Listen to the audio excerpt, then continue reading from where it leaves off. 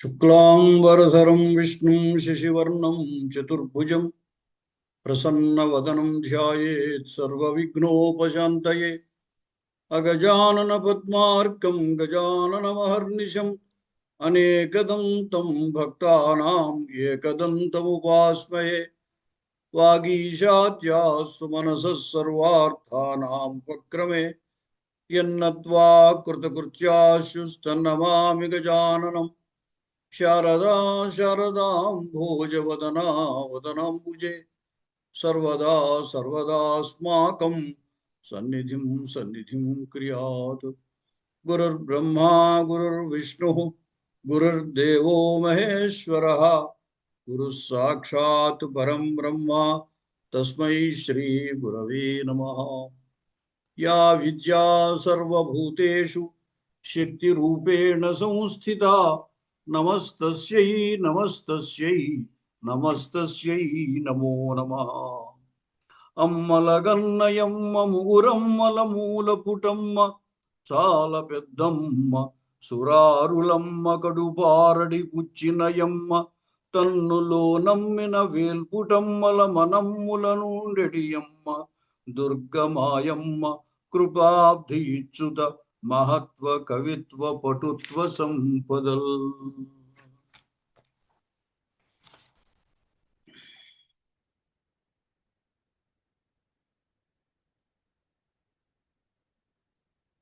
బాలార్కాయుత తేజసాం త్రినయనాం రక్తాంబరోల్లాసినీం నానాలంకృతి రాజమానవపుషాం బాలోడు రాట్శేఖరాం హస్తైరిక్షుధనుసృణిం సుమశరం పాశం ముదా బిభ్రతీం శ్రీచక్రస్థిత సుందరీం త్రిజగతాం ఆధారభూతాం స్మరేత్.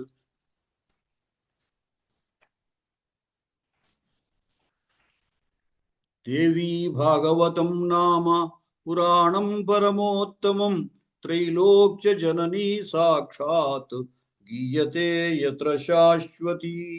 శ్రీమద్భాగవతం యస్తు పఠేద్వా శృణుయాదపి శ్లోకార్థం శ్లోకపాదం వా సయాతి పరమాంగతిం. నిన్నటి రోజున రామాయణ కథ సంగ్రహంగా చెప్పుకున్నాం.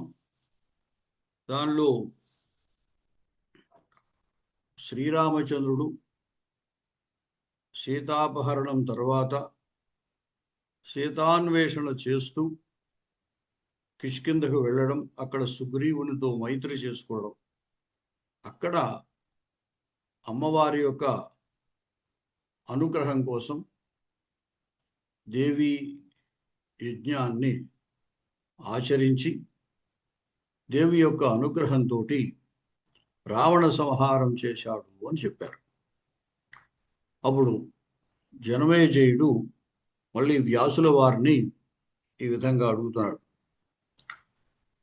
సూరసేన సుత శ్రీమాన్ వసుదేవ ప్రతాపవాన్ శృతం మయా హరిర్యస్య పుత్రభావమాప్తవాన్ దేవానవిపూజ్యోభూత్ నామ్నా జానకదుందుభిః కారాగారే కథం బద్ధః కంసస్య ధర్మతత్పరః దేవక్యా భార్యయా సార్ధం కిమాగః కృతవానసౌ. శ్రీకృష్ణుని యొక్క జన్మ వృత్తాంతాన్ని చెప్పబోతున్నారు. జనమేజయుడు ఆ శ్రీకృష్ణుడు కారాగారంలో జన్మించడం ఏమిటి, ఆయన దేవకీ వసుదేవులకు పుట్టడం ఏమిటి, దేవకీ వసుదేవులు కంసుని చేత కారాగారంలో బంధింపబడ్డం ఏమిటి అని వీరి యొక్క జన్మ వృత్తాంతాన్ని తెలుసుకోదలిచి అడిగాడు. తరువాత చరితం వసుదేవస్య త్వమాఖ్యాహి యథా తథం నర నారాయణౌ దేవౌ పురాణౌ ఋషి సత్తమౌ. దీని తరువాత ఆ వాసుదేవుని యొక్క చరిత్ర చెబుతూ మాకు ఆ నరనారాయణుల యొక్క వృత్తాంతాన్ని కూడా చెప్పవలసింది అని ప్రార్థించాడు. అప్పుడు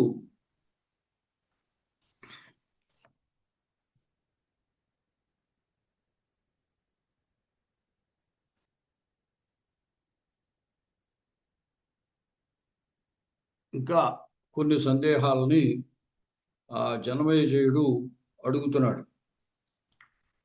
యాదవానాం వినాశశ్చ బ్రహ్మశాపాదితి శృత కృష్ణస్యాపి గాంధార్యా శాపేనైవ కులక్షయ. బ్రహ్మశాపం వల్ల యాదవుల యొక్క వినాశం జరిగిందని, గాంధారి శాపం చేత ఆ కృష్ణుడి యొక్క వంశక్షయం జరిగిందని, అలాగే దేవాంశతోటి పుట్టినటువంటి పాండవులు ఎన్నో ఘోరమైనటువంటి కష్టాలు పడ్డారు.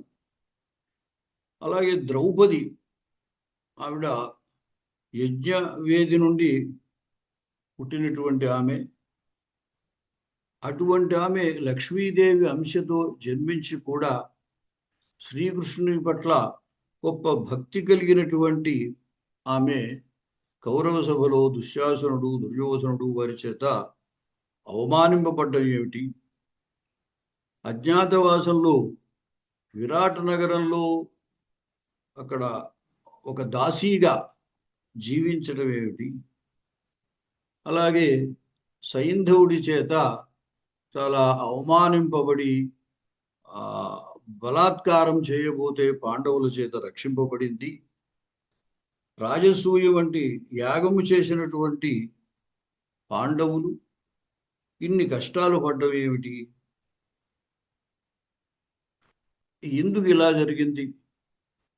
నా తండ్రి అయినటువంటి పరీక్షన్ మహారాజు అంతటి గొప్పవాడై ఉండి తపస్సు చేసుకుంటూ ధ్యానంలో నిమగ్నమై ఉన్నటువంటి ఋషి మెల్లో మరణించినటువంటి ఆ సర్పాన్ని వేయడం ఏమిటి? ఏమిటి ఇదంతా? వీరంతా కూడా గొప్పవారే కదా, గొప్పవారు అయ్యుండి కూడా ఇన్ని కష్టాలు పడ్డారేమిటి అని ప్రశ్నించాడు. అప్పుడు వ్యాసుల వారు చెబుతున్నారు, రాజన్ కిమేతద్ వక్తవ్యం కర్మణో గహనాగతి. కర్మని మనం అర్థం చేసుకోవడం చాలా కష్టమయ్యా. కర్మ యొక్క వ్యవహారము, దాని యొక్క ప్రవృత్తి ఎట్లా ఉంటుందో మనకు అర్థం కాదు. యదా సముత్థితం చైతద్ బ్రహ్మాండం త్రిగుణాత్మకం కర్మణైవ సముత్పత్తి సర్వేషాం నాత్ర సంశయ. బ్రహ్మాండము త్రిగుణాత్మకమైనటువంటిది. దీనిలో పుట్టినటువంటి జీవులందరూ కూడా వారి వారి కర్మానుసారంగానే జన్మిస్తారు. అనాది నిధనా జీవా కర్మబీజ సముద్భవా నానా యోనిషు జాయంతే మ్రియంతే చ పునః పునః. ఈ జీవులందరూ కూడా ఆది అంతము లేనటువంటి వారే. వారు వారి వారి కర్మబీజం కారణంగా ఆయా యోనులు యందు జన్మిస్తూ ఉంటారు, మరణిస్తూ ఉంటారు. కర్మణారహితో దేహ సంయోగో న కదాచన. కర్మ లేకపోతే అసలు పుట్టుకే ఉండదు. ఉత్పత్తి సర్వ జంతువునాం వినా కర్మ న విద్యతే. కర్మ లేకుండా ఏ ప్రాణి కూడా జన్మించడం అనేది కుదరదు. మాయాయాం విద్యమానాయాం జగన్నిత్యం ప్రతీయతే. అయితే ఈ జీవులందరూ కూడా మాయకు లోబడి ఉండడం చేత చూస్తూ ఉంటే ఈ జగత్తంతా కూడా నిత్యము అని అనిపిస్తూ ఉంటుంది. కర్మ బీజం తతో నిత్యం చింతనీయం సదావుతై. మాయా నిత్యా కారణంచ సర్వేషాం సర్వదాఖిల కర్మ బీజం తతో నిత్యం చింతనీయం సదావుతై. మాయే నిత్యం. నిత్యం అంటే అన్నిటికీ కారణమైనటువంటిది. అందరూ కూడా మాయకు లోబడేటువంటి వారే. అయితే ఆ మాయ కంటే కూడా నిత్యమైనటువంటిది కర్మబీజం. ఆ కర్మబీజం వలనే జీవుడు ఈ లోకంలో జన్మించి ఏదో ఒక శరీరాన్ని అతని యొక్క కర్మానుసారంగా శరీరాన్ని స్వీకరించి జన్మించి అనేకములైనటువంటి కష్టములు పడుతూ ఉంటాడు. పాప ఫలాలు అనుభవిస్తాడు, పుణ్యఫలాలు అనుభవిస్తూ ఉంటారు. కృత కర్మ విపాకేన ప్రాప్నువంతి సుఖాసుఖే అవశ్యమేవ భోక్తవ్యం కృతం కర్మ శుభాశుభం. అది వారు చేసినటువంటి కర్మ ఫలంగానే వాళ్ళు సుఖాన్నైనా దుఃఖాన్నైనా పొందుతూ ఉంటారు. కాబట్టి చేసినటువంటి కర్మ యొక్క ఫలం తప్పనిసరిగా అనుభవించవలసిందే. తపసా దాన యజ్ఞైశ్చ మానవశ్చేంద్రతాం వ్రజేత్ క్షీణే పుణ్యేత శక్రోపి పతత్యేవ న సంశయః. అది విషయం చెబుతున్నారు. తపస్సు చేత మానవుడు ఎంతటి గొప్ప స్థితినైనా పొందవచ్చు, ఇంద్ర పదవిని కూడా పొందవచ్చు. అయితే క్షీణే పుణ్య మధ్య లోకం విశంతి అంటారు. ఆ చేసినటువంటి పుణ్యము నశించిపోగానే, అంటే ఖర్చు అయిపోగానే మళ్ళీ మానవ లోకంలో జన్మించవలసినదే. రాముడు అవతారం ఎత్తితే దేవతలందరూ కూడా వానరులుగా జన్మించవలసి వచ్చింది. శ్రీకృష్ణుడు అవతారం ఎత్తితే దేవతలందరూ కూడా ఆ గోపబాలురుగా జన్మించవలసి వస్తుంది. ఏవం యుగే యుగే విష్ణురవతారాననేకశ కరోతి ధర్మరక్షార్థం బ్రహ్మణ ప్రేరితో వృషం. పునః హరేరేవం నానా యోనిషు పార్థివ అవతారా భవంచన్యే రథచక్రవదద్భుతా. ఇలాగా ఆ శ్రీకృష్ణుడి యొక్క అవతారములు, శ్రీ మహావిష్ణువు యొక్క అవతారములు యుగ యుగంలోనూ మరలా జరుగుతూనే ఉంటాయి. వారికి సహాయార్థమై దేవతలందరూ జన్మిస్తూనే ఉంటారు. కాబట్టి అందరికీ కారణం ఏమిటి అంటే కర్మ విపాకము. అది అన్నిటికీ కారణము. అప్పుడు రాజు మళ్ళీ ప్రశ్నిస్తున్నాడు జనమేజయుడు. కింకృతం కశ్యపే నాగో ఏన శప్తో మహాన్ ఋషి సభార్య కథం జాతః తద్వదస్వ మహామతే. కథంచ భగవాన్ విష్ణు తత్ర జాతోస్తి గోకులే వాసీ వైకుంఠనిలయే రమాపతిరఖండితః. దీనికి వ్యాసులు వారు చెబుతున్నారు. కశ్యపస్య మునేరంశో వాసుదేవ ప్రతాపవాన్ గోవృత్తిరభవత్ రాజన్ పూర్వశాపానుభావతః. కశ్యపస్య చ ద్వే పత్న్యౌ శాపాదత్ర మహీతలే అదితిః సురసా చైవ ఆసతుః పృథివీపతే. దేవకీ రోహిణీ చోభే భగిన్యౌ భరతవర్షభ వరుణేన మహాన్ శాపో దత్తః కోపాదితి శ్రుతం. ఆ కశ్యపుడు అతడు ఇక్కడ శాపం చేతనే గోకులంలో జన్మించాడు వసుదేవునిగాను. అతనికి కశ్యపునికి అదితి సురస అనేటువంటి ద్వితీయాదితి అని కూడా అనుకోవచ్చు, ద్వితీయాదితి అని ప్రసిద్ధం. అంచేత అదితి సురస అనేటువంటి ఇద్దరు భార్యలు. వాళ్లే ఇక్కడ దేవకి రోహిణి, వసుదేవునికి దేవకి రోహిణి అనే పేరుతోటి వారు ఇక్కడ జన్మించారు. వారి జన్మ కారణంగా వారికి శ్రీ మహావిష్ణువు శ్రీకృష్ణుడిగా జన్మించాడు. శ్రీకృష్ణుడి అవతారం ఉండడం వల్ల దేవతలందరూ కూడా గోపబాలురుగాను రకరకాల పాత్రల్లో వాళ్ళు వచ్చారన్నమాట. అయితే జనమేజయుడు అడిగాడు, అయ్యా శ్రీ మహావిష్ణువు కృష్ణుడిగా అవతరించాడు, అవతరించి ఎన్నో కష్టాలు అనుభవించాడు. పాండవాదుల్ని రక్షించడమే కాకుండా ఎన్నో కష్టాలు కూడా అనుభవించాడు. అలాగే శ్రీరాముడిగా జన్మించి ఎన్నో దుఃఖాలు రామావతారంలో కూడా అనుభవించాడు. ఏమిటిది ఇట్లాగా? నానా సంసార దుఃఖాన్ని భుక్తవాన్ భగవాన్ కథం. సాక్షాత్ భగవంతుడు కదా, శ్రీమన్నారాయణుడు కదా, ఆయనే రాముడిగా కృష్ణుడిగా అవతరించాడు కదా. అటువంటి వ్యక్తి అంటే దైవస్వరూపుడు, అంతటి మహానుభావుడు, నారాయణాంశ లేదా విష్ణువంశంతో జన్మించినటువంటి వాడు సాక్షాత్ నారాయణుడే రాముడిగా కృష్ణుడిగా జన్మించాడని భావిస్తున్నాం. అటువంటి వాళ్ళు ఇలాంటి కష్టాలు పొందడం ఏమిటయ్యా? నా సందేహాన్ని తీర్చవలసింది అని అడిగాడు. అప్పుడు వ్యాసులు వారు అంటున్నారు, కారణాని బహూన్యత్ర అప్యవతారే హరేఖిల సర్వేషాంచైవ దేవానాం అంశావతరణేష్వపి. అయ్యా, ఇక్కడ చాలా కారణాలు ఉన్నాయి. అనేక కారణాలు కలిసి వారిక్కడ అవతరించవలసిన అవసరం వచ్చింది. దాని విషయం వివరిస్తాను, విను అన్నాడు. ఏకదా కశ్యప శ్రీమాన్ యజ్ఞార్థం ధేనుమాహరతు యాచితోయం బహువిధం నదదో ధేను ఉత్తమాం. ఒకసారి కశ్యప మహర్షి యజ్ఞం కోసం అని చెప్పి ధేనువును తీసుకొచ్చాడు. ఆ ధేనువును చూసి వరుణుడు దానిని తనకు ఇమ్మని అడిగాడు.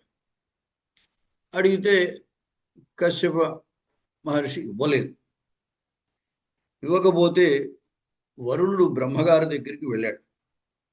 వెళ్ళి చెప్పాడు, ప్రణమ్యోవాచ దీనాత్మ స్వదుఃఖం వినయాన్వితః కిం కరోమి మహాభాగో మత్తోసౌ న దదాతి గాం శాపో మయా విసృష్టోస్మై గోపాలో భవ మానుషే భార్యే ద్వే అపి తత్రైవ భవేతాంచాతి దుఃఖితే.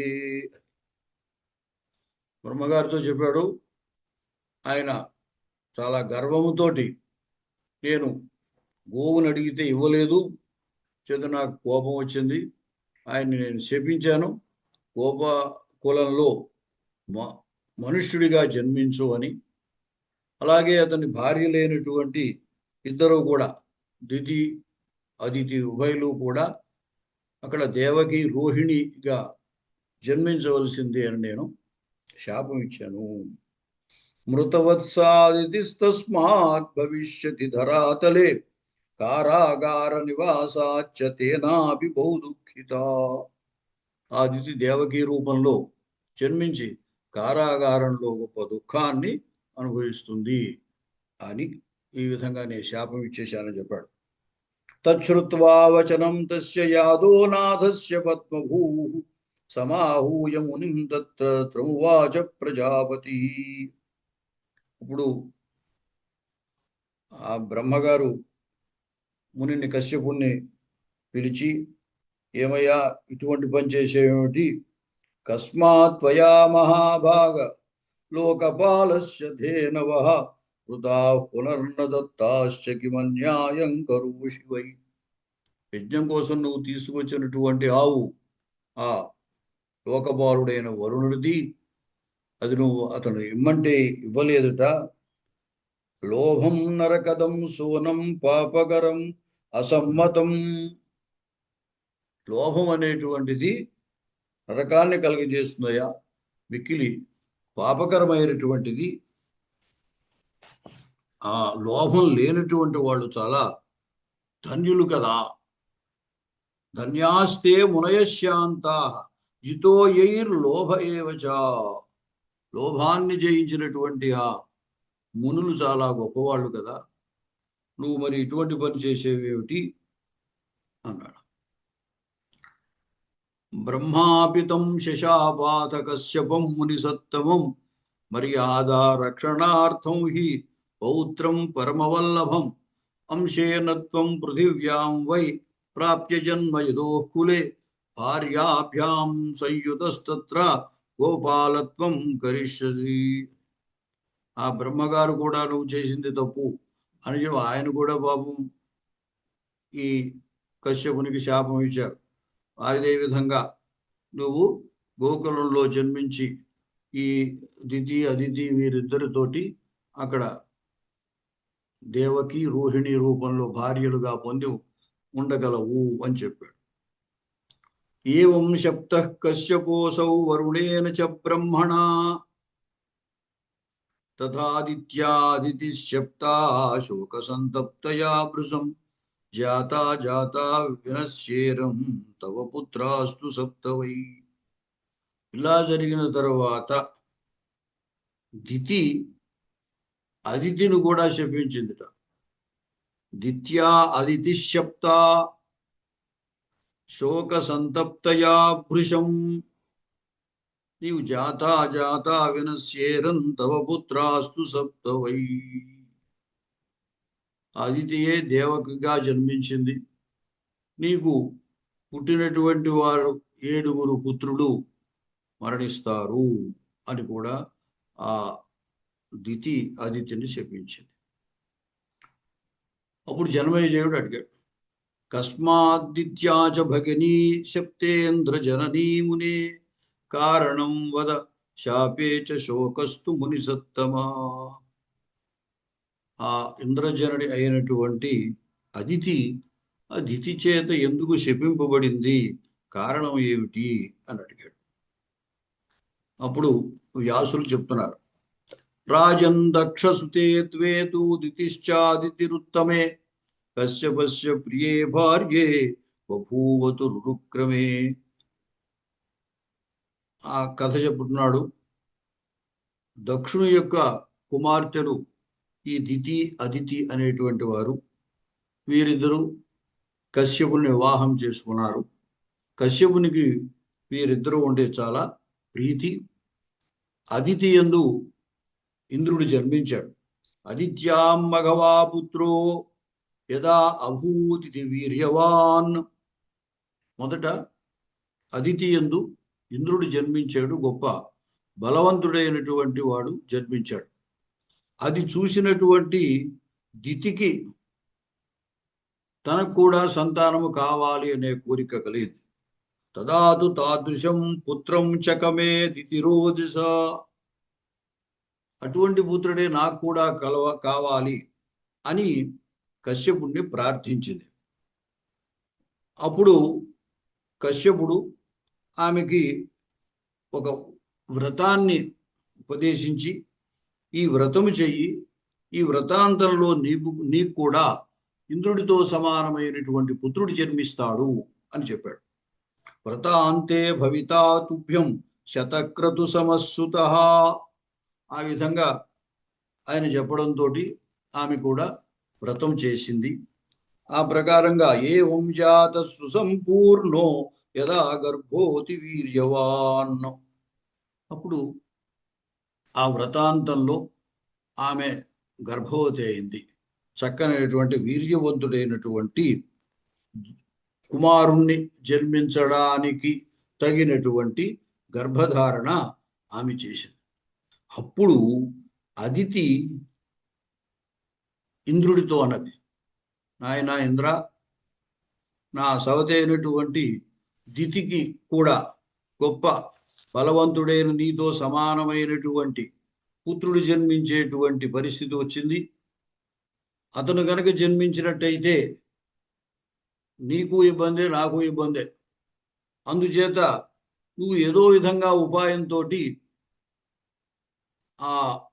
ఆమె యొక్క గర్భ విచ్ఛేదం కలగజేయాలి అని అదితి ఇంద్రుణ్ణి అడిగింది.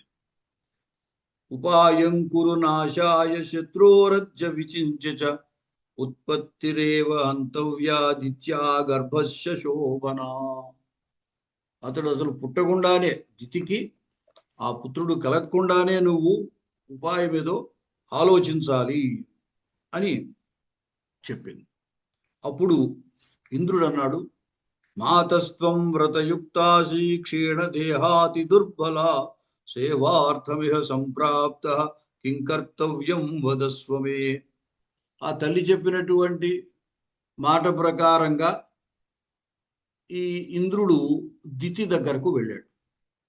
అంటే అదితి దితి ఇద్దరు కూడా అపచెల్లిలే కదా, అంచేత ఆమెను కూడా తల్లి అమ్మ అంటాడు. అంటే పిన్ని అవ్వచ్చు, పిన్ని అయినా అమ్మ అని అన్నాడు. అన్నీ అమ్మ, నువ్వు వ్రతంలో ఉన్నావు, చాలా నీరసించి ఉన్నావు, నీకు సేవ చేయడానికి వచ్చాను అని అన్నాడు. ఆతస్త్వం వ్రతయుక్తాసి క్షీణ దేహాతి దుర్బల సేవార్థమిహ సంప్రాప్త కిం కర్తవ్యం వదస్మవే. పాద సంవాహనం తేహం కరిష్యామి పతివ్రతే గురు శుశ్రూషణాత్ పుణ్యం లభతే గతిమక్షయాం. కాబట్టి నీకు నేను పాదసేవ చేస్తాను, నీకు సేవ చేయడం వల్ల నాకు కూడా గొప్ప పుణ్యము లభిస్తుంది అన్నాడు. సరే, ఆమె అంగీకరించింది. ఇత్యుక్త్వా చరణౌ స్పృష్ట్వా సంవాహన పరోభవతు. ఆమె అంగీకరించడంతో ఆయన ఇంద్రుడు ఆ దితికి పాదసేవ చేశాడు. చేస్తూ ఉంటే ఆ విశ్రాంతి కలిగి ఆమె గాఢ నిద్రలోకి వెళ్ళిపోయింది. అప్పుడు ఇంద్రుడు రూపం కృత్వాతి సూక్ష్మంచ శస్త్రపాణి సమాహితః ఉదరం ప్రవివేశాసు తస్యా యోగబలేన వై గర్భం చకర్త వజ్రేణ సప్తధా పవినాయకః. ఇంద్రుడు ఏం చేశాడు? చాలా సూక్ష్మ రూపాన్ని ధరించి ఆమె గర్భములో ప్రవేశించి తన యొక్క వజ్రాయుధం చేత ఆమె గర్భాన్ని ఖండించాడు. ఆ ఖండించగానే దానిలో ఉన్నటువంటి బాలుడు శిశువు గట్టిగా ఏడవడం ప్రారంభిస్తే ఏడవనివ్వలేదు. మారుదే దిశనైర్వాక్యము వాచమగవానము. అతడు గట్టిగా ఏడవబోతూ, నువ్వు ఏడవకు, నీకేం పర్వాలేదు, ఈ గర్భము 7 ముక్కలుగా అయింది, మీరు మరుత్తులని పేరుతోటి నా దగ్గరే ఉంటారు, స్వర్గంలోనే ఉంటారు, ఏమీ కంగారు పడకు.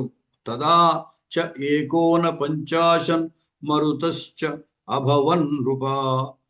ముందు 7 ముక్కలు చేశారు, చేసి ఆడిని మళ్ళీ 7 కింద చేశారు, దాంతో 49 అయ్యాయి. ఈ 49 మరుత్ రూపంలో ఇక్కడ ఉంటారు మీరు. ఈ విధంగా ఇంద్రుడు ఆ దితి యొక్క గర్భ విచ్ఛేదం చేశాడు.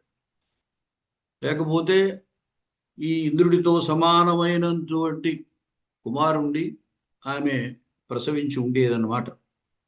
అదితిం మఘవంతం చ సత్యవ్రత పరాయణ యథా మే కర్తితో గర్భస్తవ పుత్రేణ చత్మన తథా తన్నాశమాయాతు రాజ్యం త్రిభువనస్యతు. అప్పుడు ఈ విషయం తెలిసింది, గ్రహించింది దితి. వెలకు వస్తుంది కదా, వెలకు వచ్చాక ఈ విషయాన్ని ఆమె గ్రహించి ఆ అదితిని శపించింది అనమాట. మీరు రహస్యంగా నీ పుత్రుడు నా గర్భ విచ్ఛేదం చేశాడు, నీవు కూడా అతన్ని ఆ విధంగా చేయమని ప్రోత్సహించేవు, కాబట్టి తథా తన్నాశమాయాతు రాజ్యం త్రిభువనస్యతు. ఆ ఇంద్రుడికి త్రిభువన రాజ్యము నశించుగాక. అదితి పాపము చేసింది కాబట్టి తస్యా పుత్రాస్తు నశ్యంతు జాతా జాతా పునః పునః. అదితి గర్భంలో ఉన్నటువంటి ఆ పిండాన్ని 7 ముక్కలు చేశాడు కదా, అందుచేత ఈమె కూడా నీకు పుట్టేటువంటి పిల్లలు 7 కుమారులు అప్పటికప్పటికే నశిస్తారు అని చెప్పి ఆమె దేవకిగా జన్మించింది. ఆ అదితియే దేవకగా జన్మించింది. కారాగారే వసత్వేష పుత్రశోకాతురా భృశం అన్యజన్మని చాప్యేవం వృతాపత్యా భవిష్యతి. ఆ శాప కారణంగానే మరొక జన్మలో అంటే దేవకిగా జన్మించినప్పుడు ఆమె 7 పుత్రుల్ని కనడము, కంసుని చేత పుత్రులందరూ చంపబడ్డము జరిగిందనమాట. తర్వాత इति उत्सृष्टं तदा श्रुत्वा शापं मरीचिनन्दनः उवाच प्रणयोपेतः वचनं शमयन्निव मा कोपं कुरु कल्याणि पुत्रास्ते बलवत्तराः भविष्यन्ति सुराः सर्वे मरुतो मघवत्सखाः దితి తన గర్భము విచ్ఛిత్తి చెందింది అని కదా కోపగించి అదితిని శపించింది. కశ్యపుడు ఆ దితిని ఊరడించాడు. నువ్వు కోపం చేయకు, కోప్పడకు, శాంతించు. నీ యొక్క పుత్రులు కూడా చాలా బలవంతులై గొప్పవారు అవుతారు. వారందరూ కూడా ఇంద్రునికి స్నేహితులుగా ఉంటారు. కాబట్టి నీవేమి బాధపడవద్దు. శాపోయంతవ వామోరూత్వష్టావింశే అష్టావింశే ధద్వాపరే అంశేన మానుషం జన్మ ప్రాప్య భోక్షతి భామిని. అలాగే అదితి కూడా చెప్పాడు, నీవు ద్వాపరయుగంలో మనుష్య జన్మని పొంది ఈ శాపాన్ని నీవు అనుభవిస్తావు అని చెప్పాడు. అనంతరం పతినాశ్వాసితాదేవి సంతుష్టా సా అభవత్తదా. ఆ విధంగా భర్త చెప్పినటువంటి మాటలకు వారిద్దరూ కూడా ఊరడిల్లారు. ఆ అదితియే ఇక్కడ గోకులంలో వసుదేవునికి భార్యగా దేవకిగా జన్మించింది. తర్వాత రాజు జనమేజయుడు ప్రశ్నిస్తున్నాడు, ఈ సంసారం నుండి విముక్తి పొందాలి అంటే దానికి ఉపాయం ఏమిటి నాయన? ఉపాయం ఏమిటి స్వామి? సంసారోయం పాపరూప కథం ఉచ్యేత బంధనాత్. ఈ సంసారం నుండి మేము ఎలా విడుదల కాగలం? ఎందువలన అంటే పురుషో విషయాసక్త రాగీ భవతి సర్వదా రాగో ద్వేషో భవేన్నూనం అర్ధనాశాద సంశయం ద్వేషాదసత్యవచనం వక్తవ్యం స్వార్థసింతయే. కేవలము రాగముతో సరిపోదు. పుట్టినటువంటి వానికి విషయముల పట్ల రాగము కలుగుతుంది. ఆ రాగము వల్ల అవి లభించకపోతే మళ్ళీ ద్వేషం కలుగుతుంది. ఈ ద్వేషం వల్ల ఒక్కొక్కప్పుడు అసత్యవచనాలు కూడా చెప్పాల్సిన పరిస్థితి వస్తుంది. ఈ విధంగా స్వార్థ చింతన చేత ఈ సంసారమునందే చిక్కుకుని ఉంటాడు జీవుడు. మరి అటువంటి జీవుడికి ముక్తి ఎలా లభిస్తుంది అని ప్రశ్నించాడు అన్నమాట. అంతేకాకుండా ధర్మస్య ప్రథమ పాద సత్యమేతత్సుతేర్వచః ద్వితీయస్తు తథా శౌచం దయాపాదస్తృతీయకః దానం పాద చతుర్థశ్చ పురాణజ్ఞా వదంతి వై. ధర్మాను 4 పాదములు అని చెప్తుంటారు కదా. దాంట్లో ప్రథమ పాదము ధర్మానికి సత్యం, రెండవ పాదము శౌచం, మూడవ పాదము దయ, 4వ పాదము దానం. ఎప్పుడైతే విషయానుసక్తుడై ద్వేషము కలిగి స్వార్థంతో అసత్యవచనాలు పలుకుతూ ఉంటాడో అతడు ధర్మభ్రష్టుడైపోతాడు కదా. అలాంటి స్థితిలో ఈ సంసారం నుండి జీవుడు విముక్తుడవడం ఎట్లాగా అని ప్రశ్నించాడు. వ్యాస ఉవాచ త్రివిక్రమోపి నామ్నాయ ప్రథితో వామనోభవత్ చలనార్థమిదం రాజన్ వామనత్వం నరాధిప. ఈ అవతారములలో వామనావతారం ఒకటి. ఆ వామనావతారములో శ్రీ మహావిష్ణువు బలిచక్రవర్తి యొక్క గర్వాన్ని అణచడం కోసం వామనుడిగా వెళ్ళి 3 అడుగుల భూమిని అడిగాడు. మరి అది కూడా ఆ శ్రీకృష్ణుడు అతన్ని వంచడమే అవుతుంది కదా. మరి శ్రీ మహావిష్ణువే ఇటువంటి పని చేసేదేమిటండి అని. అయితే ఆ వ్యాసులు వారు ఏం చెబుతున్నారు అంటే, సత్యాద్ అన్యతరం నాస్తి మూలం ధర్మస్య పార్థివ, దుస్సాధ్యం దేహినాం రాజన్, సత్యం సర్వాత్మనా కిల, మాయా బలవతీ భూప త్రిగుణా బహురూపిణి, యయేదం నిర్మితం విశ్వం గుణై శబలితం త్రిభిః, తస్మాత్ చలవతా సత్యం కృతో విద్ధం భవే నృపా. ఈ లోకంలో సత్యము కంటే శ్రేష్టమైనది ఏది లేదయా, సత్యం చేత సాధింపలేనటువంటిది కూడా ఏమీ లేదు. కానీ త్రిగుణాత్మకమైనటువంటి ఈ మాయ చాలా బలమైనటువంటిది.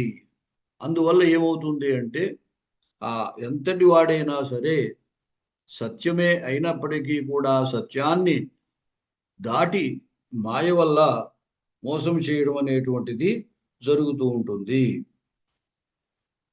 ఇటువంటి దృష్టాంతం కోసం అని చెప్పి ఆ విధంగా శ్రీమన్నారాయణుడు ప్రవర్తించడం జరిగినది.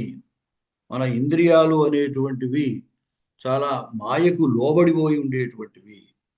ఇంద్రియాణి ప్రమాథీని తదాసక్తం మనస్తదా, కరోతి వివిధాన్ భావాన్ గుణైస్తై ప్రేరితో పురుషం, బ్రహ్మాది స్తంభ పర్యంతాః ప్రాణినః స్థిరజంగమాః సర్వే మాయావశా రాజన్ సానుక్రీడతి తైరిహ. మన ఇంద్రియములు ఇప్పుడు కూడా ఆ మాయ చేత మనని మోసం చేస్తూనే ఉంటాయి. అంటే మనం ఎంతో ఇంద్రియ నిగ్రహంతో ఉందాము అని అనుకున్నప్పటికీ కూడా ఆ ఇంద్రియములు విషయాసక్తములు అయిపోతూనే ఉంటాయి ఈ త్రిగుణముల యొక్క ప్రభావం చేత. ఈ త్రిగుణములే మాయాస్వరూపం చేత బ్రహ్మాది స్తంభ పర్యంతము కూడా, బ్రహ్మ నుండి చిన్న జీవి వరకు కూడా ప్రాణులన్నీ, అంతేకాదు స్థావర జంగమాలు అన్నీ కూడా ఈ మాయకు వశమయ్యే ఉంటాయి. అలాగే ఈ మాయ వల్ల ఇంకా ఏం జరుగుతాయి అంటే, గొప్ప సంపద ఉన్న వాళ్ళకి గొప్ప అహంకారం కలుగుతూ ఉంటుంది. ఆ అహంకారం వల్ల మోహం కలుగుతూ ఉంటుంది. ఆ మోహం వల్ల మరణం కలుగుతుంది. అదేవిధంగా ఈ గుణాల వల్ల ఈర్ష్య, అసూయ, ద్వేషము, ఆశ, కృష్ణ, దైన్యము, దంభము, అధర్మమునందు ఆసక్తి, ఇవన్నీ కూడా ఈ మాయ వల్ల కలుగుతూ ఉంటాయి. అహంకారం అనేది ప్రవేశించినట్టయితే మిగతావన్నీ కూడా వాటంతటవే వచ్చేస్తూ ఉంటాయి, చెడు గుణాలన్నీ కూడా. ఆ అహంకారము చేత లేదా అహంకారమునకు లోబడి ఉన్నవాడటువంటి వాడు అనేక దుష్కృత్యాలు చేస్తాడు. అందుచేత అహంకారము లేకుండగా, లోభము లేకుండగా కర్మ ఆచరించాలి. అంచేత ప్రథమం ద్రవ్య శుద్ధిశ్చ, అదే చెప్తున్నాడు. కర్మాచరణలో ఎటువంటి శుద్ధి ఉండాలి అనేది చెప్తున్నాడు. ప్రథమం ద్రవ్య శుద్ధిశ్చ ద్రష్టవ్యా విబుధైక్కిల, అంటే ద్రవ్య శుద్ధి తప్పనిసరిగా ఉండాలి. అలాగే ఎలా వస్తుంది ద్రవ్య శుద్ధి అంటే, ధర్మ ఆర్జితమైనటువంటి ద్రవ్యమునకే శుద్ధి ఉన్నట్టు.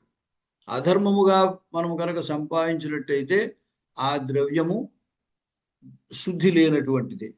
అటువంటి ద్రవ్యాన్ని మనం మరొకరికి ఇవ్వడం వల్ల ఏమవుతుందంటే, అతడు చేసేటువంటి కార్యములో కూడా ఈ ద్రవ్య శుద్ధి ఉండదు. అలాగే అధర్మంగా ఆచరించి మనం ఏదైనా పుణ్యకార్యములు చేద్దామని సంకల్పించినా మన కర్మ కూడా ద్రవ్య శుద్ధి లేనటువంటిది అవుతుంది. కాబట్టి అంచేతే ధర్మార్థ కామ మోక్షములు అనేటువంటి వాటిల్లో ఆ ధర్మాన్ని మొట్టమొదటి చెప్పడానికి కారణం అదే. అంచేత ధర్మముగా మనము అర్థార్జన చేయాలి. ఆ అర్థాన్ని పుణ్యకార్యాలకు వినియోగించాలి. అప్పుడే ఆ కర్మ పరిపక్వం అవుతుంది, స్వచ్ఛమైనదై మంచి ఫలాన్ని ఇస్తుంది అన్నమాట. ఈ విధంగా ద్రవ్యశుద్ధి అనేది లేకుండా ఎన్ని పనులు చేసినా ఉపయోగం లేదు. ఇక్కడ ఒక సందర్భంలో అదే చెప్తున్నాడు కూడా. ఆ పాండవులు ఎంతో గొప్పవాళ్లే, అందరూ కూడా దైవాంశ సంభూతులే. మరి యాజ్ఞసేని ఆవిడ ఆ యజ్ఞ వేదిక నుండి పుట్టినటువంటి ఆమె ద్రౌపది. వాళ్ళు ఎన్నో కష్టాలు పొందారు. రాజసూయమంత యాగము చేశారు, చేసినా కష్టాలు పొందారు. ఎందుకు కారణం ఏమిటి అంటే అన్నారు, ద్రవ్యశుద్ధి లేకపోవడమే దానికి కారణము అని చెప్పాడు. తర్వాత కిం బహునోక్తేన సంసారేస్మిన్ నృపోత్తమ ధర్మాత్మా అద్రోహ బుద్ధిస్తు కశ్చిత్ భవతి కరిచితు. ఇక్కడ ధర్మాత్ముడైనటువంటి వాడు, ద్రోహబుద్ధి లేనటువంటి వాడు లభించడం అనేది చాలా కష్టమయ్యా. ఎవరో నూటికో కోటికో ఒకడు ఉంటూ ఉంటాడు. ఎందుకంటే ఈ విశ్వమంతా కూడా రాగద్వేషములతోటి ఆవరించి ఉన్నటువంటిది. దానికి ఒక ఉదాహరణ కూడా చెప్తాను. ఏమిటి అంటే, నరనారాయణులు బదరికావనంలో తపస్సు చేస్తూ ఉంటే వారికి తపో విఘ్నం కలగజేయాలి అని ఇంద్రుడు ప్రయత్నించాడు. మరి ఇంద్రుడంతటి వాడు చాలా గొప్పవాడే కదా. అటువంటి వాడికి కూడా ఏం కలిగింది? అతడు రాగద్వేషాలకి అతీతుడు కాడనమాట. చేత ద్వేషము చోతుడి ఆ నరనారాయణుల యొక్క తపస్సుని భగ్నం చేయాలి అని సంకల్పించాడు. అలా సంకల్పించినప్పుడు ఆ వీళ్ళని అప్సరసలని వాళ్ళని అక్కడికి పంపించాడు. తర్వాత వసంతుణ్ణి పంపించాడు, మన్మథుణ్ణి పంపించాడు. వీళ్ళందరినీ పంపించి ఆ నరనారాయణుల యొక్క తపస్సుని భగ్నం చేయమని ఆదేశించాడు. వాళ్ళు అక్కడికి వెళ్ళిన తర్వాత ఈ రంభ, ఊరసి ఇటువంటి వారి యొక్క హావభావ చేష్టలకి ఆ నరనారాయణులు ఏమీ లొంగలేదు. వసంత ఋతువు ప్రవేశించింది, మన్మథుడు కూడా వెళ్ళాడు. ఆ మన్మథుడి కారణంగా వాళ్ళందరూ అప్సరసలంతా కూడా తమ నృత్యగీతముల చేత ఆ ప్రదేశానంతని చాలా రంజింపచేశారు. అయినప్పటికీ నరనారాయణులు వాళ్ళకేమీ లొంగలేదు. అప్పుడు నారాయణుడు తన యొక్క తపశ్శక్తి చేత తన తొడని కొట్టాడు. కొట్టినప్పుడు ఆ తొడ నుండి ఊర్వశి జన్మించింది అన్నమాట. ఆ ఊర్వశిని చూసి వాళ్ళందరూ ఆశ్చర్యపోయారు, ఆమె యొక్క అందాన్ని చూసి. శబ్దాదీనాంచ పంచానాం మధ్యే స్పర్శ సుఖం పరం ఆనంద రసమూలం వై నాణ్యదస్తి సుఖం కిల అతోస్మాకం మహారాజా వచనం కురు సర్వదా నిర్భరం సుఖమాసాధ్య చరస్వ గంధమాదనే ఇది వాంఛసి నాకంత్వం నాధికో గంధమాదన రమస్తత్రాత్ర శుభే స్థానే ప్రాప్య సర్వా సురాంగనాః.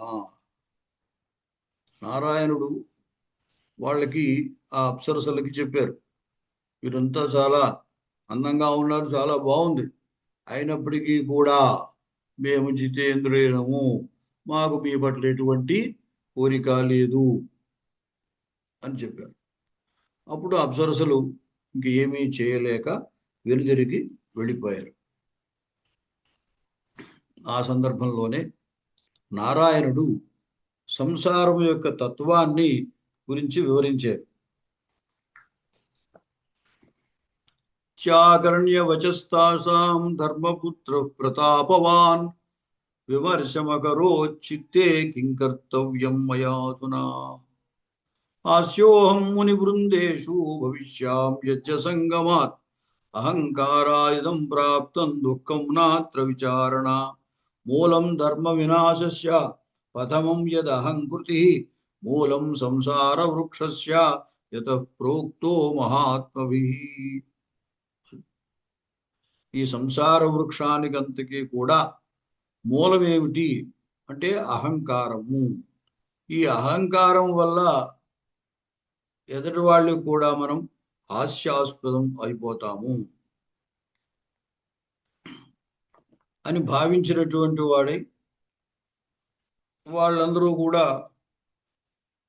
ఈ ఊర్వశి యొక్క సౌందర్యాన్ని చూసి ఆ సౌందర్యం చేత మేమంతా కూడా తిరస్కరించుకుంటాం, మాకు లెక్కే లేదు అంటే మమ్మల్ని ఎవరు లెక్క పెట్టరు, అటువంటి అవమానాన్ని వాళ్ళు పొందినటువంటి వారై వెనుతిరిగారన్నమాట.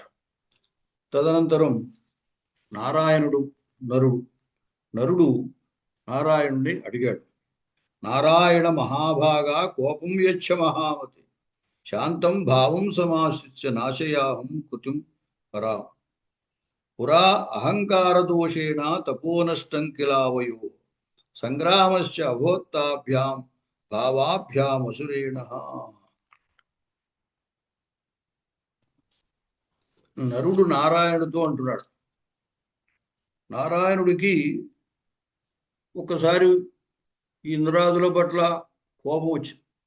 ఎందుకు? తమ తపస్సును భగ్నం చేయడానికి ఇంద్రుడు ఇటువంటి పని చేశాడు అని.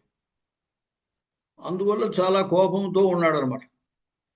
ఉన్న సందర్భంలో నరుడు నారాయణుడితో అన్నాడు, నారాయణ మహానుభావ, ఈ కోపాన్ని నువ్వు ఉపసంహరించుకో.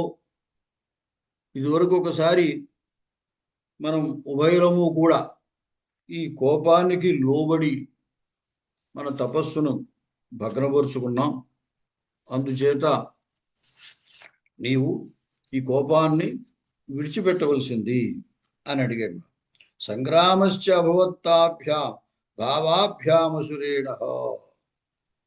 ఈ కోపం చేత మనము ఆ ప్రహ్లాదుడు అనేటువంటి రాక్షసుడితోటి, అంటే హిరణ్యకశిపుడు యొక్క కొడుకే కదా ప్రహ్లాదుడు, అంచేత అతనితోటి అద్భుతమైనటువంటి యుద్ధం చేశాం. అప్పుడు ఆ యుద్ధం చేయడం వల్ల ఏమైంది అంటే మన యొక్క తపస్సుకు భంగం కలిగింది అని చెప్పాడు. అంటే అప్పుడు జనమేజయుడు అడుగుతున్నాడు, సంశయోయం మునిశ్రేష్ఠ ప్రహ్లాదేన మహాత్మన విష్ణుభక్తేన శాంతేన కథం యుద్ధం కృతం పురా. ఆ ప్రశ్న మళ్ళీ వేశాడు ఈయన జనమేజయుడు.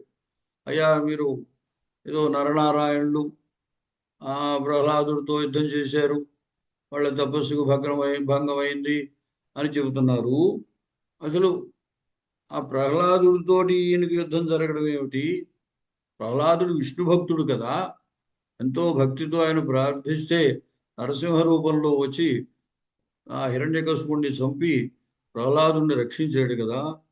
అటువంటి విష్ణు భక్తుడు నారాయణుడితో యుద్ధం చేయడం ఏమిటండి అని ప్రశ్నించాడు. ప్రశ్నిస్తే అప్పుడు వ్యాసుడు చెప్పారు, కార్యం వై కారణాత్ భిన్నం కథం భవతి భారత కటకం కుండలం చైవ సువర్ణ సదృశం భవేత్. కార్యకారణములు సమానమైన గుణాన్ని కలిగి ఉంటాయి. కార్యం నిదానార్థి గుణానధీతే అంటారు. కార్యములో ఉన్న లక్షణాలు కారణంలో ఉన్నవే కార్యంలోకి వస్తాయి. మట్టితో కుండ చేస్తే మట్టి లక్షణాలే కొండకుంటాయి. బంగారంతో ఆభరణం చేస్తే బంగారం లక్షణాలే ఆ ఆభరణానికి ఉంటాయి. అందుచేత అహంకారోద్భవం సర్వం బ్రహ్మాండం సచరాచరం. ఈ బ్రహ్మాండం అంతా కూడా అహంకారం నుండి జన్మించినటువంటిది. అందువల్ల ఏమవుతుంది, అహంకారం అనేది దేని నుంచి వచ్చిందో ఆ కారణం యొక్క ధర్మము కార్యంలో ఉంటుంది. కాబట్టి బ్రహ్మా విష్ణు తథా రుద్ర తేచ అహంకారమోహిత. వాళ్ళు కూడా ఏం తక్కువ వాళ్ళు కాదు. వాళ్ళంతా మహాపురుషులే అయినప్పటికీ, గొప్ప దేవతలైనప్పటికీ బ్రహ్మ విష్ణు మహేశ్వరులు కూడా అహంకారానికి మోహితులైనటువంటి వాళ్ళే. కాబట్టి అలాగే గొప్ప గొప్ప వశిష్ఠాది మహర్షులు వీళ్ళంతా కూడా అహంకారానికి కామక్రోధాలకి వాళ్ళు లోబడినటువంటి వారే. కాబట్టి అంతటి విష్ణు భక్తుడైనటువంటి ప్రహ్లాదుడు నరనారాయణతోటి యుద్ధం చేశాడు. తే ధన్యా కృతపుణ్యాస్తే మదమోహ వివర్జితా జితేంద్రియా సదాచార జితంతైర్భువనత్రయం. ఎవరైతే అహంకార మోహాల్ని విడిచిపెడతారో, జితేంద్రులై ఉంటారో, వారి చేత భువనత్రయము కూడా జయింపబడినట్లే. అప్పుడు రాజు ఉన్నాడు, కథం యుద్ధం పురావృత్తం విస్తరాత్ తద్వదస్వమే ప్రహ్లాదేన యథా చోగ్రం నరనారాయణస్య వై. ప్రహ్లాదస్తు కథం యాతః పాతాళాత్ తద్వదస్వమే సారస్వతే మహాతీర్థే పుణ్యే బదరికాశ్రమే నరనారాయణౌ శాంతౌ తాపసౌ మునిసత్తమౌ కృతవంతౌ తథా యుద్ధం హేతునా కేన మానదా.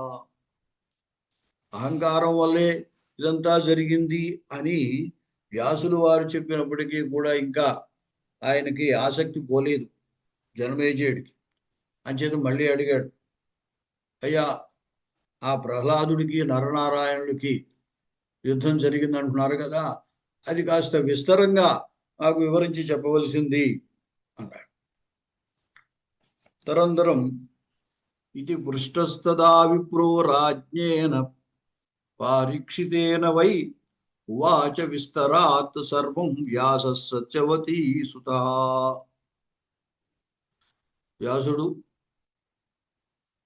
ఆ జనమేజయుడు ప్రహ్లాద చరిత్ర అదే ప్రహ్లాదుడికి నరనారాయణుడికి యుద్ధం జరిగిన వృత్తాంతాన్ని వివరంగా చెప్పమని అడిగితే చెప్పడం ప్రారంభించాడు. స యదా నిహతో రౌద్రో హిరణ్యకశిపుర్నృపః అభిషిక్తస్తదా రాజ్యే ప్రహ్లాదో నామ తత్సుతః. ఇది తెలిసినటువంటిదే కదా.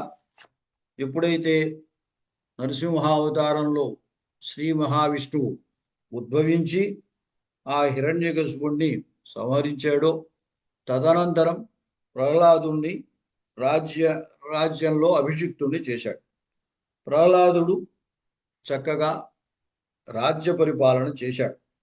దేవ బ్రాహ్మణులందరినీ కూడా పూజించేవాడు. రాజ్యం చకార తత్రైవ ప్రజాపాలన తత్పరః కదాచిత్ భృగుపుత్రోధ శవనాఖ్యో మహాతపః జగామ నర్మదాం స్నాతుం తీర్థం వై వ్యాహృతీశ్వరం. అతడు రాజ్యాన్ని చేస్తూ ఉన్నటువంటి ఆ సందర్భంలో ఒకానొకప్పుడు భృగుపుత్రుడైనటువంటి శవనుడు అక్కడ నర్మదా తీరానికి స్నానార్థమై వెళ్ళాడు. రేవాం మహానదీం దృష్ట్వా తతస్తస్యామవాతరత్ ఉత్తరంతం ప్రజగ్రాహ నాగో విషభయంకరః. ఆ చవనుడు ఆ నదిలోకి దిగాడు. ఆ దిగిన అతడిని ఒక పెద్ద పాము పట్టుకుని గృహీతో భయభీతస్తు పాతాళే మునిసత్తమ, పాతాళంలోకి తీసుకెళ్ళిపోయింది ఆ పాము ఈ చవనుండి. సస్మార మనసా విష్ణుం దేవదేవం జనార్దనం. అప్పుడు జనార్దనుణ్ణి అతడు స్మరించాడు.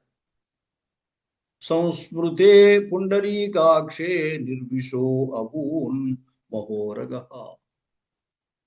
ఈ చవనుడు ఎప్పుడైతే శ్రీ మహావిష్ణువుని ధ్యానించాడో, ఆ శ్రీ మహావిష్ణువు యొక్క ప్రభావం చేత ఆ పాము విషము లేనిది అయిపోయింది, నిర్విషం అయిపోయింది.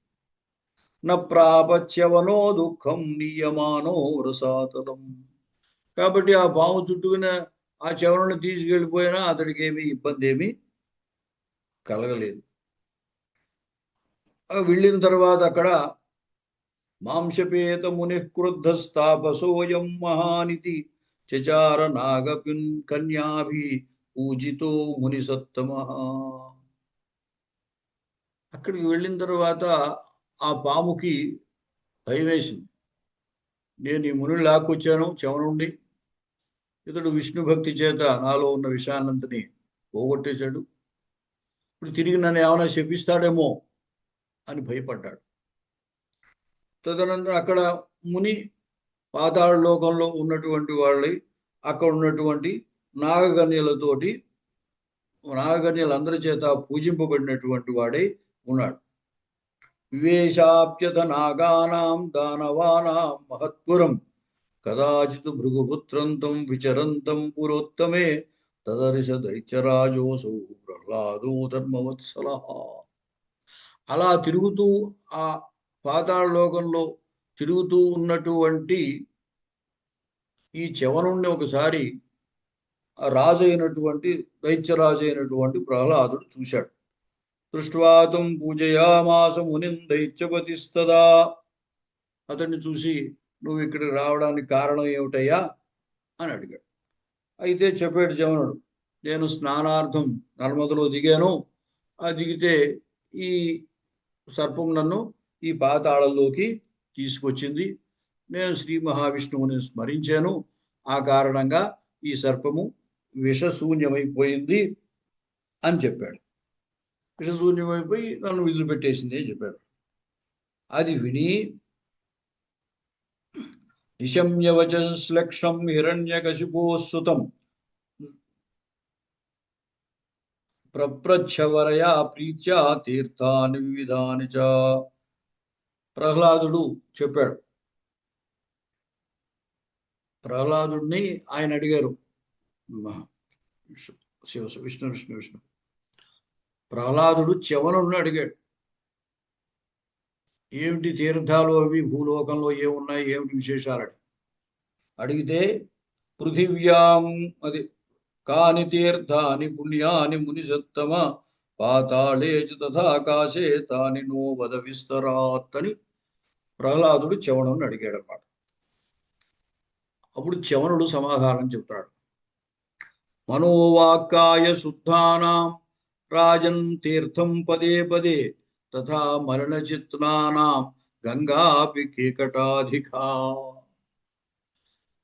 ఎంత చక్కటి సమాధానం చెప్పాడు చూడు. మనోవాక్కాయములు అంటే త్రికరణములు శుద్ధిగా ఉన్న వాళ్ళకి అడుగడుగునా తీర్థమే అన్నాడు. అంటే త్రికరణ శుద్ధి ఉంటే ఎక్కడికి వెళ్ళి స్నానం చేసినా అదంతా తీర్థమే, పవిత్రమైన ప్రదేశమే. త్రికరణ శుద్ధి లేక మలిన చిత్తంతో ఉన్నట్టయితే గంగలో మునిగినా ఉపయోగం లేదు. గంగ పవిత్రమైందే కావచ్చు, కానీ మన మనస్సు కూడా పవిత్రం అవ్వాలి. అయినప్పుడే అది తీర్థోదకము, దానివల్ల ఫలితము మనం పొందగలుగుతాం. కాబట్టి మనశ్శుద్ధి లేనిదే, అది త్రికరణములో మనస్సు, వాక్కు, శారీరకము అయిన కర్మ, ఈ శుద్ధి కనుక లేనట్టయితే ఎక్కడికి వెళ్ళినా ఉపయోగం లేదయా అని చెప్పాడు. అప్పుడు ప్రహ్లాదుడు తచ్చుత్వా వచనం రాజా నైమిషం గంతుముద్యతః నోదయామాస దైత్యాన్ వై హర్ష నిర్భర మానసః. ఈ చెవనుడు చెప్పేటప్పుడు నైమిషారణ్యం ఉంది, అక్కడ ఎందరో మహానుభావులు ఉన్నారు, జ్ఞానులు ఉన్నారు, అది చాలా పవిత్రమైనటువంటి ప్రదేశము. ఇది పృచ్ఛసి రాజేంద్ర తీర్థం వక్ష్యామి అనుత్తమం ప్రథమం నైమిషం పుణ్యం చక్రతీర్థం చ పుష్కరం అన్యేషాంచైవ తీర్థానాం సంఖ్యా నాస్తి మహీతలే పావనాని చ స్థానాని బహూని నృపసత్తమ. మొట్టమొదటి సమాధానం ఏం చెప్పాడు? త్రికరణ శుద్ధి లేనిదే ఏ తీర్థంకి వెళ్ళినా ఉపయోగం లేదు, కాబట్టి త్రికరణ శుద్ధి ఉండాలి. త్రికరణ శుద్ధి ఉన్నవాడికి ఎక్కడికి వెళ్ళినా తీర్థమే అని చెప్పాడు. అని చెప్పి, ఒకవేళ ఇంకా నీకు పవిత్రమైన తీర్థాలు అవి కావాలి అనుకుంటున్నావేమో, వాటి పేర్లు కూడా చెప్తాను విను. అని చెప్పి అన్నిటికంటే చాలా పవిత్రమైనది శ్రేష్టమైనది నైమిషారణ్యము. అలాగే చక్రతీర్థము, పుష్కర తీర్థము, ఇట్లాగా లెక్కలేదయ్యా. మా భూలోకంలో ఉన్నటువంటి తీర్థాలను చెప్పడానికి అనేక తీర్థాలు ఉన్నాయి అని చెప్పాడు. అలా చెప్పడంతో ఈ ప్రహ్లాదుడు నైమిషారణ్యానికి వెళ్ళాలి అని అనుకున్నాడు. అని తన తోటి ఉన్నటువంటి వాళ్ళందరికీ చెప్పాడు, మనమంతా నైమిషారణ్యానికి వెళదాము అని. ఉత్తిష్టంతు మహాభాగా గమిష్యామోద్య నైమిషం ద్రక్ష్యామ పుండరీకాక్షం పీతవాస సమచ్యుతం. దైత్యులందరితోటి కూడా చెప్పాడు, మనం అక్కడికి వెళ్ళి ఆ పుండరీకాక్షుడైనటువంటి శ్రీ మహావిష్ణువుని దర్శిద్దాము అని చెప్పాడు. ఇత్యుక్తా విష్ణుభక్తేన సర్వే తే దానవాస్తదా తేనైవ సహ పాతాళాన్ నిర్యయు పరమాముదా. ఆ రాజు యొక్క మాట ప్రకారంగా పాతాళంలో ఉన్న ఆ రాక్షసులందరూ కూడా నైమిషారణ్యానికి వచ్చారు. నైమిషారణ్యమాసాద్యా స్నానం చక్రుర్ముదాన్వితా ప్రహ్లాద తీర్థేషు చరం దైత్యై సమన్విత. ఆ నైమిషారణ్యానికి వచ్చాడు, అక్కడ స్నానం చేశాడు. అలాగే అంటే అక్కడ ఉండేటువంటి తీర్థాల్లో స్నానం చేశాడు. అక్కడ ఉండే ఇతరమైనటువంటి తీర్థాల్లో కూడా ప్రహ్లాదుడు దైత్యులతో పాటుగా స్నానాలు ఆచరించాడు. విధివత్తత్ర దైత్యేంద్ర స్నానదానాదికం శుభే చకారాతి ప్రసన్నాత్మ తీర్థే పరమ పావనే. అక్కడ ఉండేటువంటి తీర్థములు సారస్వత తీర్థము అని కూడా చెప్పారు. అతను అక్కడ స్నానం చేసి దానాదులు చేశాడు. తదనంతరం కుర్వన్ తీర్థ విధిం తత్ర హిరణ్యకశిపోసుతః న్యగ్రోధం సుమఛాయం అపశ్యతు పురతస్తదా. అక్కడ పెద్ద న్యగ్రోధ వృక్షం ఉన్నది. ఆ న్యగ్రోధ వృక్షం కింద ఆ నీడలో విశ్రాంతి తీసుకున్నాడు. ఏం చింతయతా తేన కృష్ణాజనధరౌ ముని సమున్నత జటాభారౌ దృష్టౌ ధర్మసుతౌ తదా. ఇక్కడ ఆ న్యగ్రోధ వృక్షం కింద చూసి చుట్టూరా పరికిస్తున్నాడు. పరికిస్తూ ఉంటే అక్కడున్న ఆ అగ్నిహోత్రం జరిగి ఉండడం మోదీ చూశాడు. చూసి ఇక్కడ ఎవరున్నారా, మహర్షులు ఇక్కడ ఎవరున్నారు అని ఆలోచిస్తున్నాడు. సమున్నత జటాభారౌ దృష్టౌ ధర్మసుతౌ తదా తయోరగ్రే ధృతే శుభ్రే ధనుషీ లక్షణాన్వితే శారంగమాజగం చైవ తదాక్షయ్యౌ మహేషుధి ధ్యానస్థౌతౌ మహాభాగౌ నరనారాయణౌ ఋషి దృష్ట్వా ధర్మసుతౌ తత్ర దైత్యానామధిపస్తదా. అక్కడ నరనారాయణులు వాళ్ళు ఋషులుగా ఉన్నారు. ఆ నరనారాయణుని చూశాడు. చూసి ఏమిటి వీళ్ళు ఇక్కడ ఉన్నారు అనుకున్నాడు. క్రోధ రక్తే క్షణస్థౌతు ప్రోవాచ సురపాలక. వాళ్ళని చూసి, నరనారాయణుని చూసి ప్రహ్లాదుడు కోపంగా మాట్లాడాడు. కిం భవద్భ్యాం సమారబ్ధ దంభో ధర్మ వినాశనః న శ్రుతన్నైవ దృష్టం హి సంసారేస్మిన్ కదాపి తపసశ్చరణం తీవ్రం తథా చాప్యస్య ధారణం విరోధోయం యుగే చాద్యే కథం యుక్తం కలిప్రియం బ్రాహ్మణస్య తపోయుక్తం తత్ర కించాపధారణం క్వ జటాధారణం దే క్వేషుధీ చ విదంబరౌ ధర్మస్యాచరణం యుక్తం యువయో దివ్యభావయో. ఇక్కడ అర్జునుడు ఉన్నాడు. నరుడు అంటే అర్జునుడు. అందుచేత వాళ్ళిద్దరిని చూసి వీళ్ళిద్దరూ క్షత్రియులు కదా, ఈ క్షత్రియులు తపస్సు చేస్తున్నారేంటి, బ్రాహ్మణుడికి ఇటువంటి తపస్సు చేయడం అనేది ధర్మము. క్షత్రియుడు శాపాన్ని ధరించి క్షత్రధర్మాన్ని వహించి ఉండాలే కానీ ఇలా తపస్సు చేస్తూ ఉండడం ఏమిటి? కాబట్టి మీరు చాలా అధర్మం ఆచరిస్తున్నారు అన్నాడు. ఇతి తస్య వచ శ్రుత్వా నరః ప్రోవాచ భారత. అతని మాట విని నరుడు అంటే అర్జునుడు ఇలా అన్నాడు, కాతే చింతాత్ర దైత్యేంద్ర వృథా తపసి చావయో సామర్థ్యే సతి యః కుర్యాత్ తత్ సంపద్యేత తస్య ఆవాం కార్యద్వయే మంద సమర్థౌ లోక విశ్రుతౌ యుద్ధే తపసి సామర్థ్యం త్వః పునః కింకరిష్యసి. ఏమయ్యా, మేం తపస్సు చేసుకుంటే నీకు అభ్యంతరం ఏమిటి?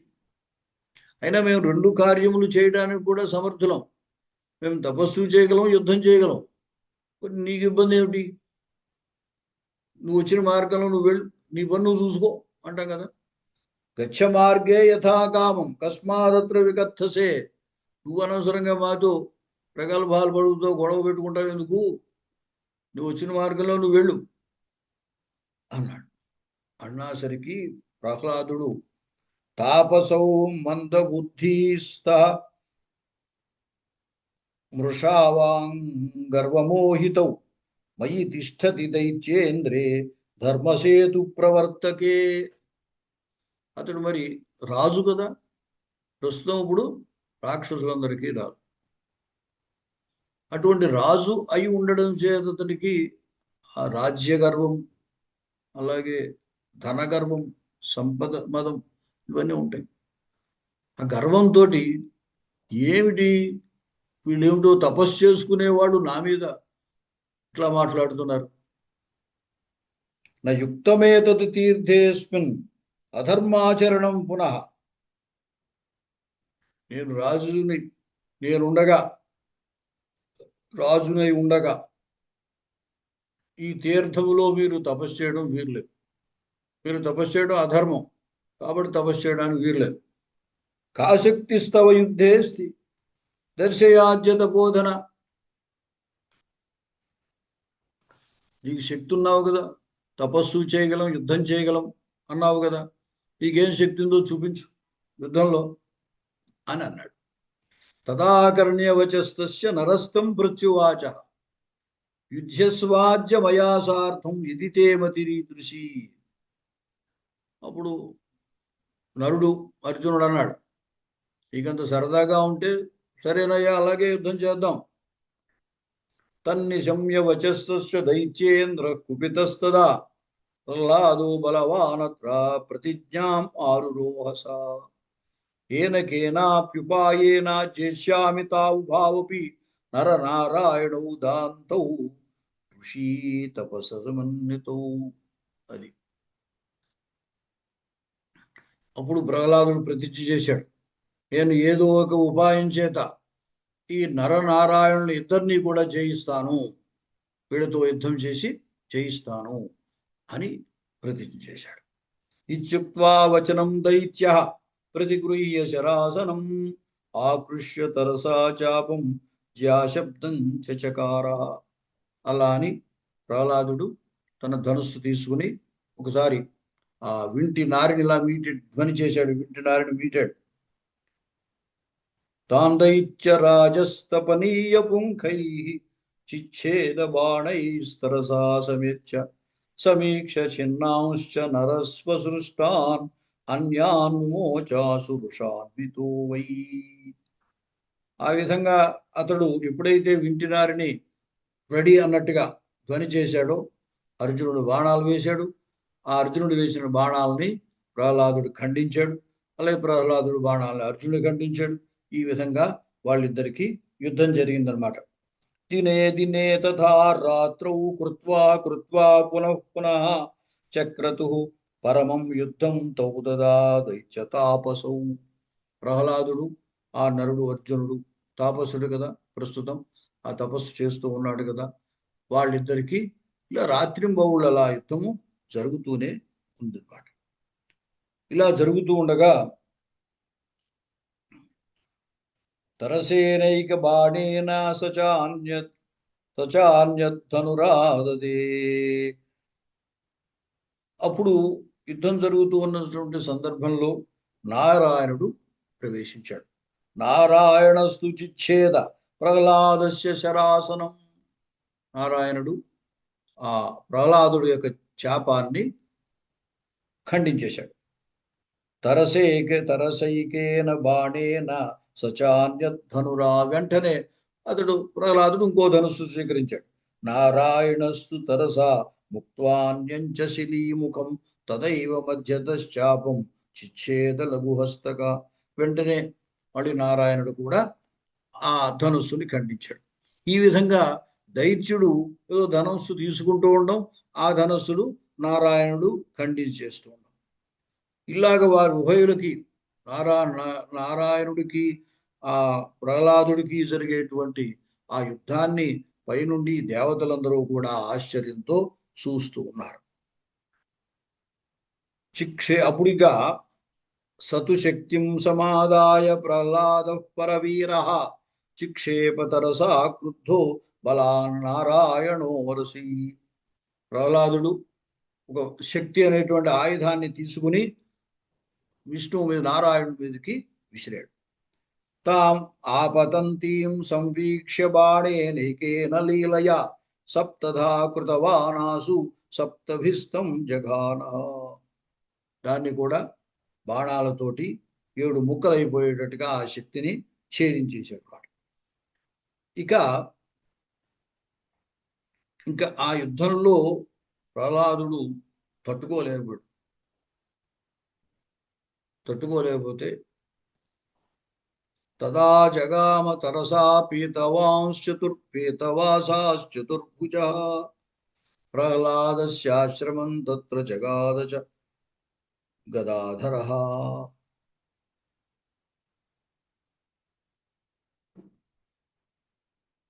జాతం విస్మయదం రాజన్ సర్వేషాం తత్ర చాశ్రమే. ఈ చతుర్భుజుడైనటువంటి శ్రీ మహావిష్ణువు ఆ యుద్ధం చాలా కాలం ప్రహ్లాదుడికి విష్ణువుకి యుద్ధం జరిగింది. ఆ యుద్ధం జరిగిన తర్వాత ప్రహ్లాదుడు తన ఆశ్రమంలో, అంటే యుద్ధం చేయాలంటే చాలా కాలం అక్కడ నివాసం ఉండాలి కదా, ఆ నివాసంలో ఉండగా చతుర్భుజుడు అప్పుడు అతనికి దర్శనమిచ్చి జగాద జగదాధరః. చతుర్భుజో రమాకాంతో రథాంగధర పద్మభృతు దృష్ట్వా తమాగతం తత్ర హిరణ్యకశిపో సుతః ప్రణమ్య భక్త్యా ప్రాంజలి ప్రత్యువాచ. ఎప్పుడైతే నారాయణుడే అతడు తన యొక్క స్వస్వరూపాన్ని చతుర్భుజునిగా ఆ ప్రహ్లాదుడికి దర్శనమిచ్చాడో, ఆ ప్రహ్లాదుడు వెంటనే లేచి భక్తితోటి చేతులు జోడించి ఈ విధంగా పలికాడు. దేవదేవ జగన్నాథ భక్తవత్సల మాధవ కథన్న జితవాన్ ఆజౌ అహమేతౌ తపస్వినౌ.